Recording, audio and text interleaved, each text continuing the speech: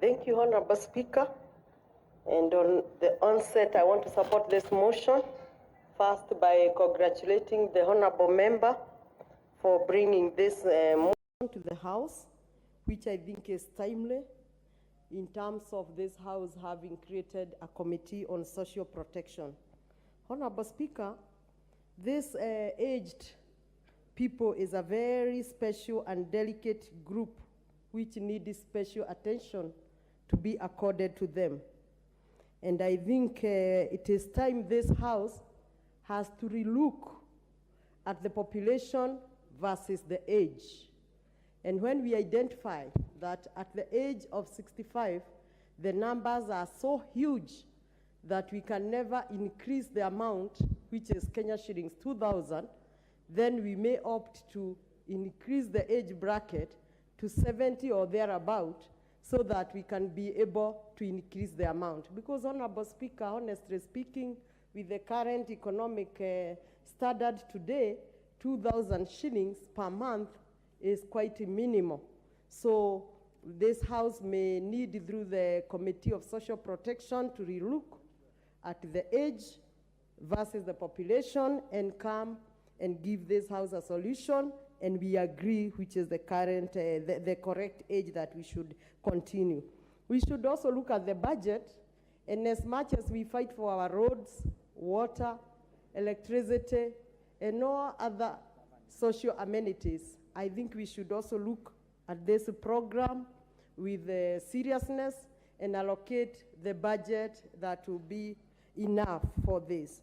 The main animal on this matter is the disbursement of these funds. Honorable Speaker, you go to the constituencies and you find a 100-year-old man seated in a bank in a corner somewhere, and he came to withdraw 2,000, and because the fingerprints are not able even to show, he has to wait there. And I can say, without fear of contradiction, that this money doesn't also come very smoothly. So I think this House has to guide the country and the ministry by bringing a better and developing better means and ways of how this money can be disbursed. The country may think of a way, maybe a mobile money transfer, and we may even want to invest, maybe heavily invest once and for all, because we can even invest on purchase of mobile phone, the small one, or see how this money can reach the aged at their homestead instead of them traveling long distance. Having said that, there is another issue. Members have spoken of capacity building. This is another animal in this ministry, I can confirm. And I want to bring to the attention of these members that currently there is some activities going on. And I learned this when I was in my church on Sunday, when I had an announcement. And Honorable Speaker, you may not be aware, it could be happening in your county also.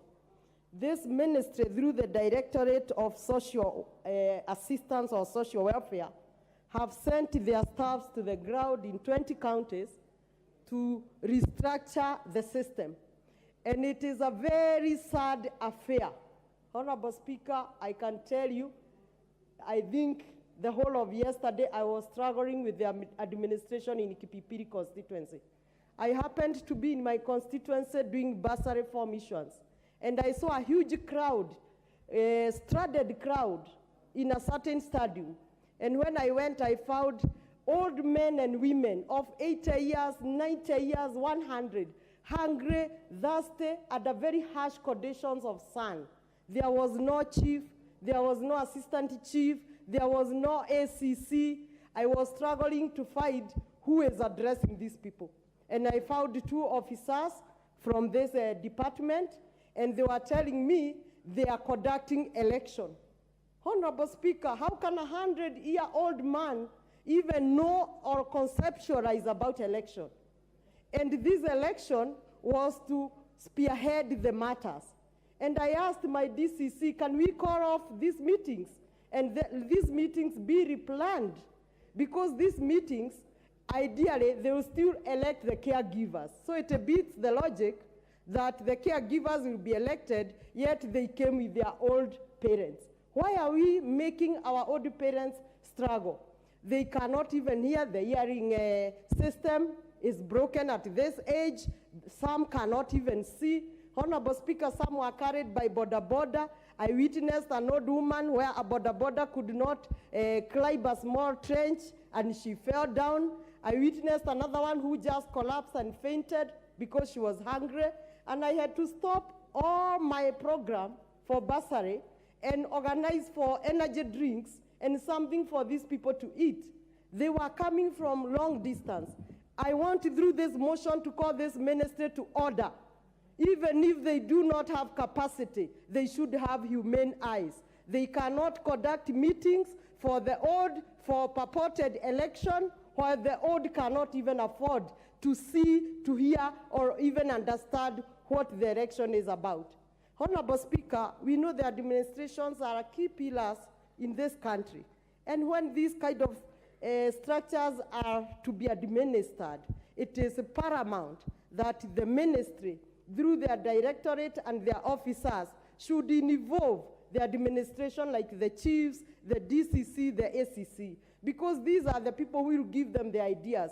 Officers like the directors are seated here in Nairobi and they give guideline, they give timeline. Because when I inquired further, I was informed this process must end by Wednesday. We can't stop.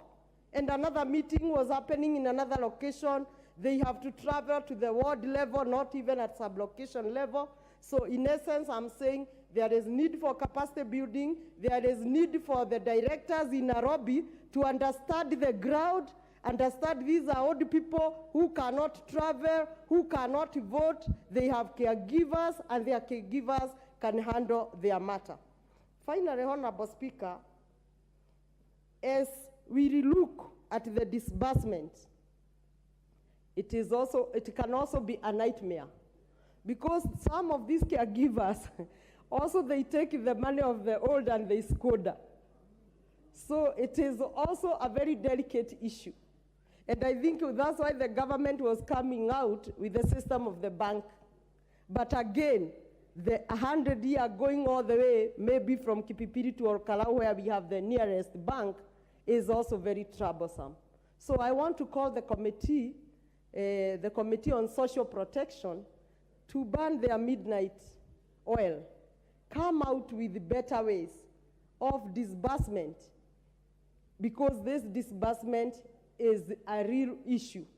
We call this ministry to order to stop making meetings which are designed for Nairobians or towns or the youth. They come up with the better plans, they give capacity, but also as a house, we allocate enough budget, because I also see there's so much overwhelmed. You find in a sub-county, this ministry has one staff who is handling more than 500 or 1,000 old people. So, Honorable Speaker, I also want to provoke the members' thoughts in terms of health care. I think as a government, especially through the county governments, we can also create a department for the old. Because you find a 90, 80 years old grandma going to the hospital is being attended by a very young man who even communication is a challenge. Because you know these young men and women, they are our sons and daughters, but they are quite in a hurry. So at times, they do not even get the right health care, because the old man or woman is getting shy, is feeling shy to express, to be undressed. And as a government and as a house, I think it's time we may come with a health care policy where we create a department for the old, and any old person who goes, let's say, to Kenyatta National Hospital, he know that he go to that specific department where they can be accorded fast-tracked services, and the right-aged staffs can also handle them. With that, Honorable Speaker, I want to thank you. I'll be putting a question to this House in the course of the week or next week in regard to these purported elections for the old, which is purely mistreatment. Thank you very much. Very well spoken, Member.